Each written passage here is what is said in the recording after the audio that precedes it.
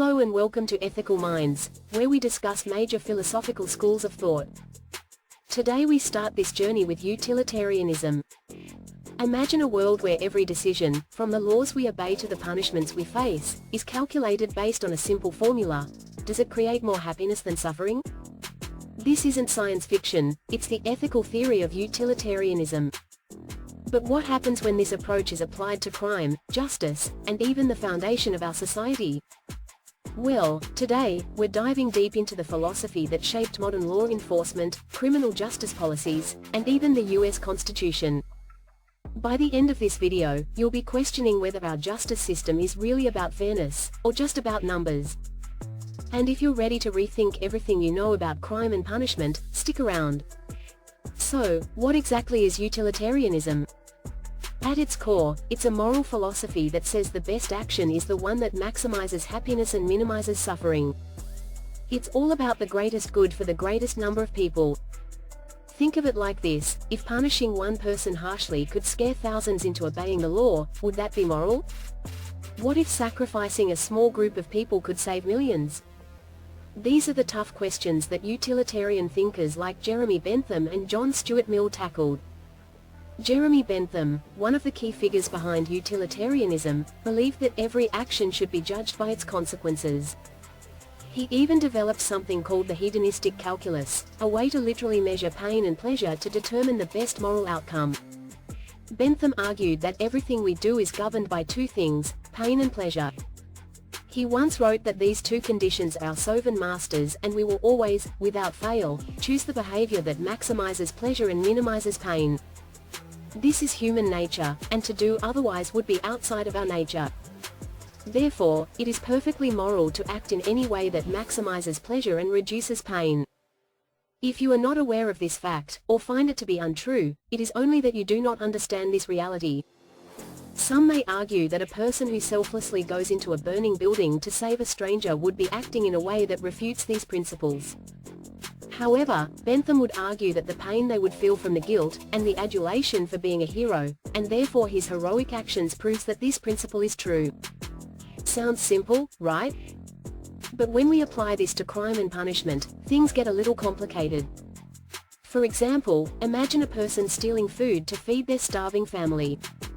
Under a strict utilitarian approach, the question wouldn't be why they stole, it would be, does punishing them create more happiness or more suffering for society? If jailing them deters others from stealing, maybe it's justified. But if it just causes more suffering for their family, is it really the best option? Utilitarianism doesn't just influence philosophy, it shapes real-world decisions. A perfect example? The infamous Ford Pinto case. In the 1970s, Ford discovered a major flaw in their Pinto cars: in rear-end collisions, the fuel tank could explode. Instead of immediately fixing the issue, they ran a cost-benefit analysis, basically, a real-life hedonistic calculus. They calculated that fixing the problem would cost $11 per car. But if they didn't fix it, they estimated the cost of lawsuits from deaths and injuries would be less than the cost of repairs. Their decision? Do nothing. Hundreds of people died or were injured, and Ford's reputation was destroyed. This case is a perfect example of how cold, calculated utilitarianism can lead to horrifying ethical failures. Sometimes, the greatest good for the greatest number isn't just about number, it's about real human lives. After Bentham, John Stuart Mill came along and said, wait a minute, some pleasures and pains are more important than others. He introduced the idea of higher and lower pleasures. Eating a delicious burger? That's pleasure. But solving a difficult problem, creating art, or fighting for justice? Those are higher pleasures, according to Mill. This means that not all happiness is created equal. Mill believed laws and justice systems should focus on long-term human development, not just immediate satisfaction. So when we talk about crime, we have to ask, are we punishing just to stop crime, or are we actually helping society grow in a meaningful way? Now, let's talk about criminal justice. If you think utilitarianism is just philosophy, think again, it's the foundation of many modern laws and policies. Take deterrence, for example. The idea that punishment should prevent future crimes? That's pure utilitarianism at work. The death penalty? Many argue it's justified on utilitarian grounds. It supposedly stops others from committing murder. But here's the issue: what if the system gets it wrong? If we execute an innocent person but it deters 100 future crimes, is that an acceptable sacrifice? Enter Cesare Beccaria, another major thinker influenced by utilitarianism. He argued that laws should be clear, fair, and focused on reducing crime, not just punishing people. He opposed torture and the death penalty, saying they caused more suffering than they prevented. Beccaria believed in swift and certain punishments, not necessarily harsh ones. If people know they'll definitely be punished, they're less likely to commit crimes. But if punishments are random, harsh, or delayed, they lose their deterrent effect. Think about traffic cameras. You're less likely to speed if you know you'll get a ticket in the mail. But if punishment is rare or inconsistent, it loses its power. Utilitarianism played a big role in shaping the US Constitution. Concepts like promoting the general welfare and protecting individual rights while balancing public good come straight from utilitarian thought. For example, the First Amendment, freedom of speech, protects open discussion, which benefits society as a whole.